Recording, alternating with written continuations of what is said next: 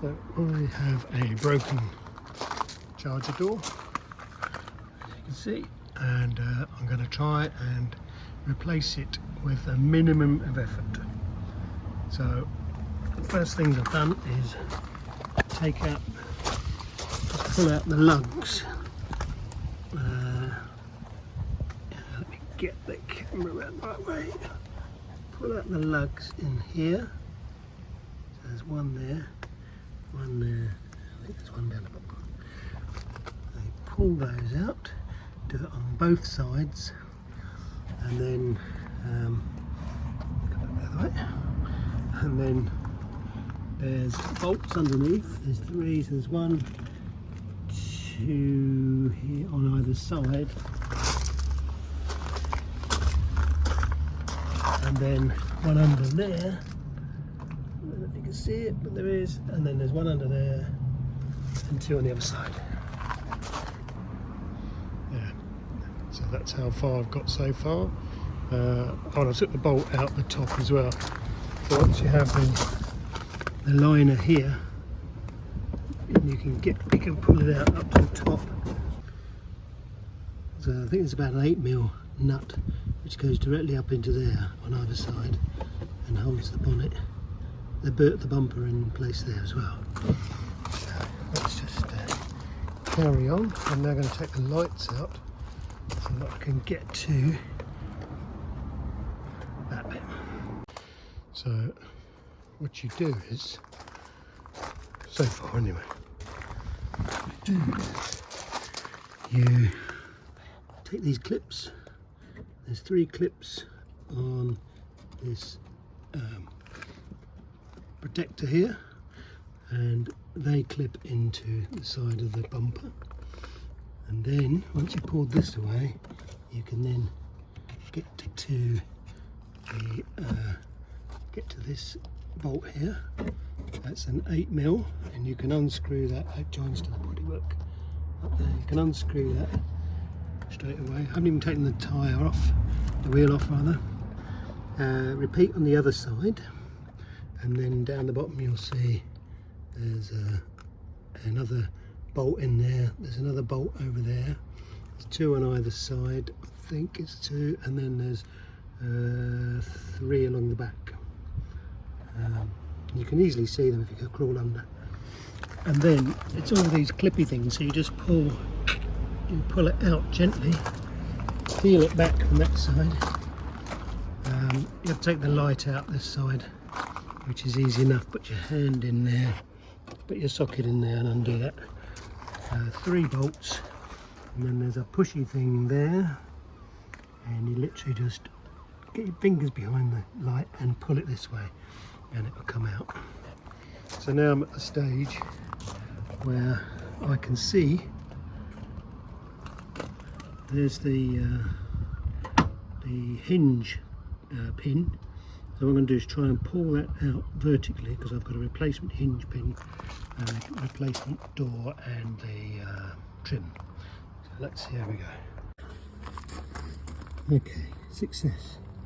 So what we do is, that's the pin, so you get a replacement pin like that,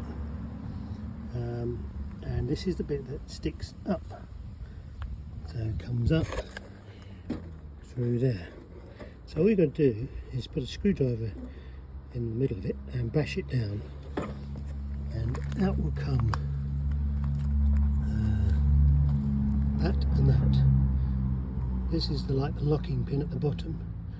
That's the bit at the top, and then you can withdraw your old broken piece, all while the bumper's still attached. I have disconnected the sensors just there to give me a bit more leeway to pull the bumper out. I'm just resting on my knee as I do that, and it's worked fine.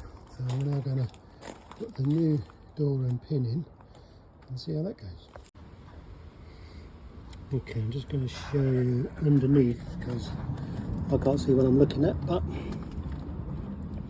you should see that white thing, and I've had to hammer it in from underneath once I'd pushed that through, and it's all keyed, so make sure you get the key on that little addition to fit in the keyed hole underneath and then rack it in. Well, that seems to have worked. I'm now going to put the spring on. So I've done that, so I'll just show you again, because so lay it in like that, so this part is pointing that way, and then press down, bring that over and tuck it in there, and then you'll see, look at that, lovely jubbly, works. I've got to say, one of these, flexible, is a godsend, because you can get round corners and stuff in there. You could probably do it with a socket, but I think that's just been really handy. So replacement is just to, I guess, push this side back on first. I clip these into their clips. Don't force anything. If you've got a little bit of a bulge, then pull it back out, sort it out, because otherwise you'll bend the plastic. These all went in okay. That clip back in, and this clip back in, but I did bend here. But I'm going to pull it back out, push the clips into the right place without bashing it, and then it all fell into place beautifully. Same with this side, that all went in okay. This still works. Look at that, it hasn't worked in years. And I'm just about to put the, so I put the light back on, offered it back up, plugged in. Don't forget to plug your sensors into your parking sensors in before you reinstall. And then I'm just going to put these screws back on the back of the light. Don't know whether I said, but you have to take this little side panel off the light, so that one I'll just put back on. And by the look of it, it goes down the back. Hope I'm right.